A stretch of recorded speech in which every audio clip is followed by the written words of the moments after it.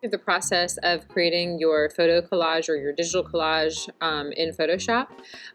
So based off of your photo for your shot list, you should have several different types of images. When you are selecting the ones that you want to actually make into a collage, think in terms of how you would quote unquote cut out the shapes to create a collage. So you know that a collage, the more detailed and small the pieces are, the more intricate and more detailed your final product will be. So look at your images in terms of like simple shapes and kind of think of like how you would cut them out. So like I chose this image, I'm going to use this one and maintain photographic evidence. So I'm going to leave the cow's black and white photograph, but I'm going to collage this foreground, middle, background, sky, and I'm not sure how I'm going to tackle the trees yet. I haven't decided that yet, but I have an overall plan. So here is my image that I have selected. So look at your images in terms of simple shapes. Decide if you decide to go pretty basic and not get too detailed, will your final product look good, or will it look like you have been kind of lazy and just chosen overly simple shapes? Or is it an image that you can kind of balance out like simple shapes, but also maybe in some areas get a little bit more specific and add detail to really up that quality of your overall product? All right, so once you choose your image, you want to crop it to 8x10. So I'm going to select my crop tool up here in my options panel, 10 by 8 by 300. If I wanted it vertical, I can click those arrows.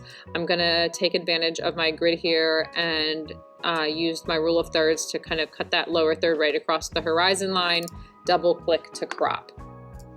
So as we get started here to kind of set up our document, I want this background layer to be a regular layer. So I'm going to double click and rename it reference because this is my reference layer. I'm using this photo to create this collage.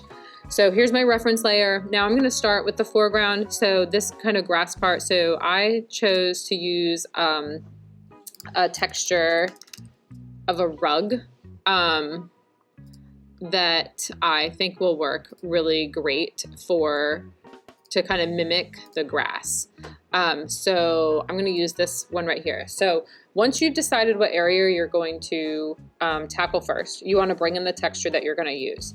So I want to, since I'm using this as the foreground, I'm going to bring this down so that it is covering the foreground area. So I'm going to scale this up so that I know it's spanning that entire area that I want to use it for.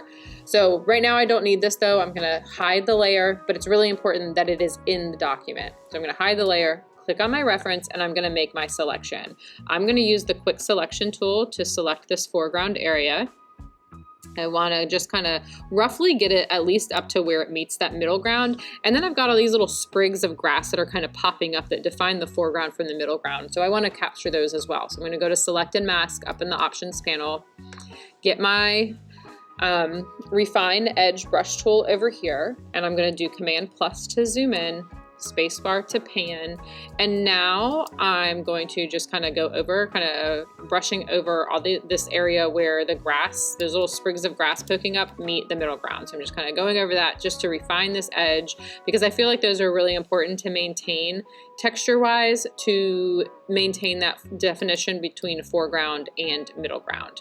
So I'm gonna just kind of rough go over those, and you can see how they're starting to like they're a little bit red still. They have like a red tint over them, but they're also a little bit more defined like the regular selection is that I made. As I mentioned before, I don't know how I want to tackle these trees, so I'm just going to leave them out of it for now. I'm just going to kind of snag that up enough in there. Okay, so usually on here, I think I've mentioned in class that you would do new layer with mask, but we don't want to mask this layer. We want to mask that rug layer. So I'm going to leave it as output to selection and click OK.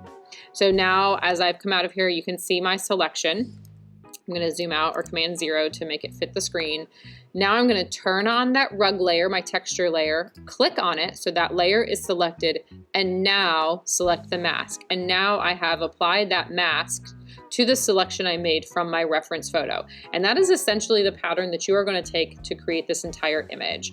So if I'm going to move on to the foreground here, my first thing I want to do is go to my Finder window, grab the texture I want to use. I think I'm going to use this one because I can kind of imagine how it could like mimic like that hill shape right here. So again, I'm going to use my transform controls, rotate. If I hold down shift, it'll rotate in increments of 15. And I kind of want it here because I want that like curve shape. So I'm going to see if I can scale it up big enough without losing quality to like span that middle section. So I think like right in there, maybe go up a little bit further, maybe like right in there. It's covering that whole thing. Okay, there we go. So there's my shape. I'm gonna hide the layer so that I can't see it, click onto my reference layer, and now I'm gonna go in and use my quick select tool to select that middle ground area. Again, I still have that issue of my trees, so I'm just ignoring it right now. And I'm gonna select all this space here, right in there. And sometimes that happens where you get a little bit too much, and that's okay. Hold down Option and deselect. So there's my kind of rough selection. I can see it went way up in my trees there in my background. So there we go. So there's my rough selection. Select and mask. So I'm gonna come in here, same deal where I zoom in.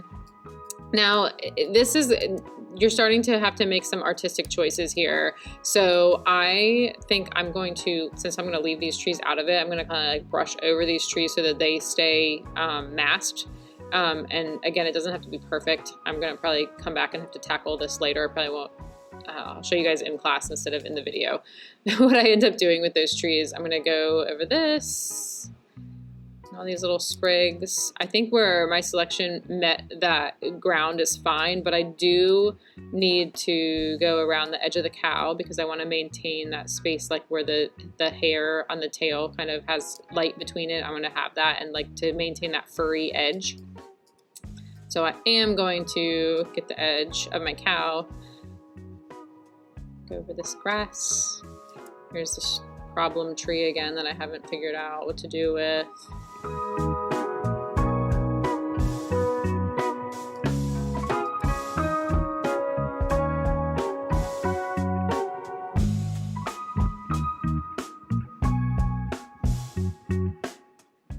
All right, pretty good. There we go. Okay, and leaving it as a selection, clicking OK.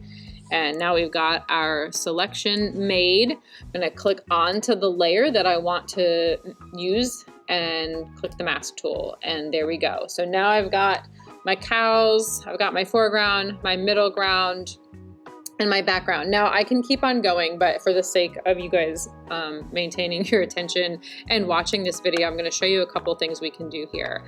If your selection does not show the part of the image that you intended, so like maybe it shifted a little bit, or you wanted to capture more of a specific area after you are kind of looking at your picture as a whole, you can move the image independently of the mask. So you want to be on your move tool, and then over in your layer selection, you want to click the little chain link, which indicates layer mask is linked. We're going to click that to unlink it.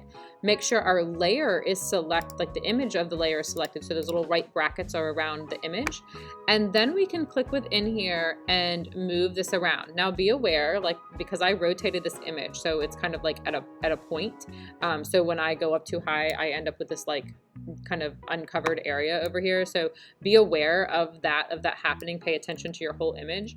But within this transform, I still have this option to like rotate the image that is being masked. So I can really refine what is showing. I can still scale. I can still do all of those things within that mask. When I get it to how I want it, double click to confirm your transform. And then you want to put that chain link back, because you want those layers to move together should anything happen, so that you don't have too much detailed cleanup to do. So with that chain link selected, now when I move this, it's like moving the mask and the image together. So there you go. Also, another thing to think of is that this grass, I may end up wanting that like on top, because it is in the foreground. So I can always like drag my layers, but something you want to keep in mind is do not come between your clipping mask. If I put this in here, now this also has become a clipping mask, my foreground grass. So you want to keep that independent. So to undo that, you right click and release clipping mask. There's my foreground back again. All right. So if I wanted this layer to be lighter or darker, I can use my adjustment layers, and we know that these adjustment layers affect everything below them. So when I choose, for example, brightness and contrast, and let's say for some reason I want that middle ground layer to be a little bit darker, it is affecting my entire image, and I only want it to affect that middle layer. So to do that, I'm going to use a clipping mask. So I'm going to right click on this layer adjustment layer and select create clipping mask. Now it adds this little arrow, and it's pointing to that layer directly below it, which means it's only affecting that layer. Now when I adjust this, it's only affecting the layer directly below it. That is really important as you edit and refine your collage to like really fine tune it and, you know, add those finishing touches. You want to take advantage of that clipping mask tool where you're only editing one layer at a time. The other thing that's really important to keep your collage clean, because you're going to end up with a lot of layers, is to rename these layers. So Christian Textile 01, I'm going to rename that to something that makes sense for my image, which is foreground grass. And then I'm going to rename this Christian printed, whatever that's supposed to mean, and I'm going to rename that to middle ground. Now on yours, you might name it like hand or hand shadow or edge of hat or whatever it might be that is specific to your image. But name those layers so that you don't end up getting lost as you add more to your collage. All right, so those are the basics. I think that will get you through it. When you save this at the end of a class session, you need to leave it as a Photoshop file. Leave it as Photoshop. Do not change it to JPEG, because you want to be able to come back and edit it in its layers. You want to maintain those layers. So leave it as a Photoshop file. When you are all the way done, and make sure you're saving throughout, Command S throughout your process. When you are all done and you're ready to turn it in, save it, leave it as a Photoshop file, and then also save it as a JPEG. All right, and I think that's it, and I can't wait to see what you guys create.